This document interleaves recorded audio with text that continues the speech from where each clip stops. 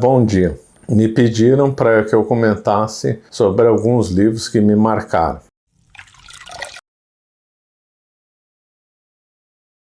Bom, um curto vídeo não dá para comentar sobre todos os livros, obviamente, né? Vamos comentar aqui, começar com alguns só, né? Isso aí eu vou excluir nesse primeiro vídeo os livros religiosos, né? Livros de doutrina ou mesmo livros de filosofia, né? Então, assim, não vou comentar sobre a Suma Teológica, sobre a Bíblia, sobre obras de Santo Afonso Maria de Ligório, etc. Vamos comentar sobre alguns livros de história, né? Que foram importantes, né? Que são livros, assim, que realmente vale a pena ler. Então, para começar essa conversa, eu escolhi, né, o Paideia, né, do Werner Jäger, que é um livro que me marcou muito, ainda me marca bastante, né? É um livro que sobre esse trabalho do Werner Jäger eu já gravei uns vídeos, né, no site da Monfort, vai aparecer o link da descrição desse nosso vídeo. E a história desse livro, minha história com esse livro é a seguinte: o professor Orlando recomendava para todo mundo que lesse esse livro. Então isso já faz muito tempo, né? E aí um dia, na casa dele, estava comentando, falei assim, recomendando para mim, né, vale a pena ler e tal, um livro muito bom. Eu fiquei com aquilo na cabeça, falei assim, então vou comprar o livro, né? E ele me disse que o livro era bem grosso, né, que o livro tinha aí 1.400 páginas. Nessa versão aqui em mim, o livro tem exatamente 1.413 páginas. Então, eu confesso que na ocasião, o tamanho do livro me desanimou, né? E aí quando eu fui na livraria para comprar um livro, na época eu comprava livro em livraria, né? Não via esse comércio de internet. Hoje boa parte das pessoas compra livro pela internet, eu também.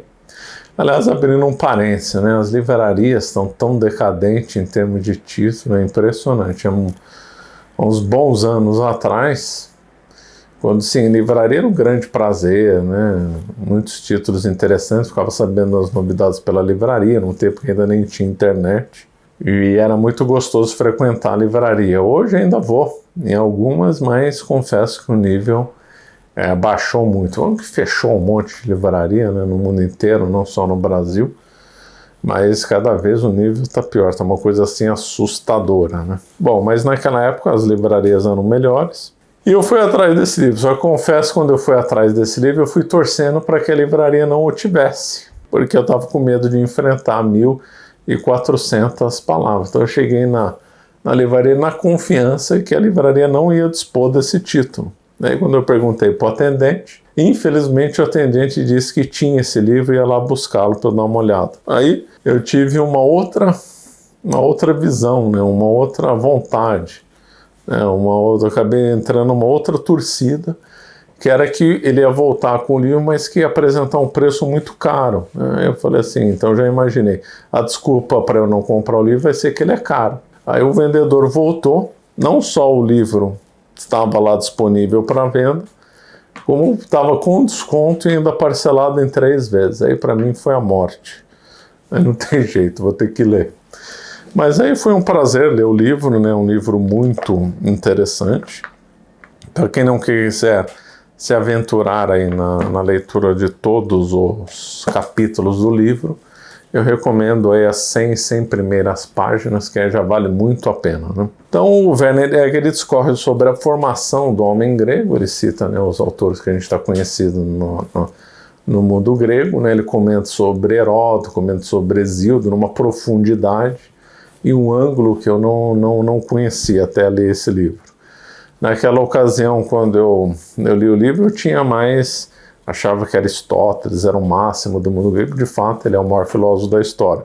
E via Platão com uma certa desconfiança. Aí quando o Werner Jäger apresenta Platão como o principal nome da paideia, né, e é de longe o filósofo grego que mais aparece nesse livro, e ele comenta que o Werner Jäger muito sobre a República e também sobre o Leis do Platão. Então aquilo lá mudou muito a minha visão sobre Platão, né? Então esse livro é fundamental para entender a Grécia, é fundamental para entender como o homem grego era formado, né? Hoje em dia se fala muito em transformação, né? Em solucionar o problema das pessoas e tal. Isso aí lembra um pouco o ambiente grego, só que na época da Grécia era muito mais profundo, né? Hoje faculdades, escolas procuram treinar as pessoas, né? E não mais formar as pessoas. E na época da Grécia se preocupava em formar. Qual que é a diferença entre formação e treinamento?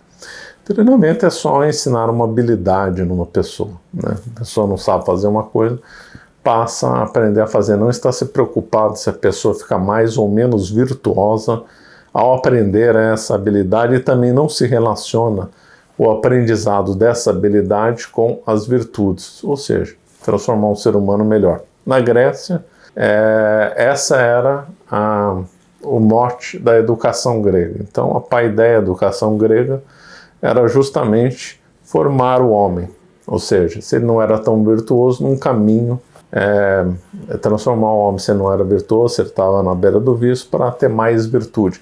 Aí não necessariamente morais, também morais, mas assim que ele raciocinasse melhor, que ele compreendesse determinadas verdades de uma forma mais ampla e mais intensa. Então, realmente é impressionante a qualidade desse livro, a qualidade do trabalho que os gregos fizeram. Uma coisa assim, é lógico que os gregos eram pagãos, é lógico que eles tinham os vícios dele, que eram pesados, né? Já visto infanticídio, tratamento brutal contra os escravos, né? Um monte de sujeiras. Porém, embora os outros povos também eram pagãos, eles desenvolveram, né, os gregos, né, a filosofia e a paideia, né? Então, esse livro aqui me marcou muito, ainda me marca, de vez em quando eu até leio um ou outro tópico, depende da coisa que a gente está estudando, ou uma aula que a gente tem que preparar, e ele é de vital importância para entender a Grécia. Então, recomendo muito a leitura desse livro, e também recomendo que aquele que se aventurar, por exemplo, ler a República de Platão, leia a República e leia o que o Werner Egger comenta sobre a República. Vai ler o Leis, que aliás é um livro meio esquecido de Platão, né? Tratado de Leis, que é um livro impressionante do Platão, realmente impressionante.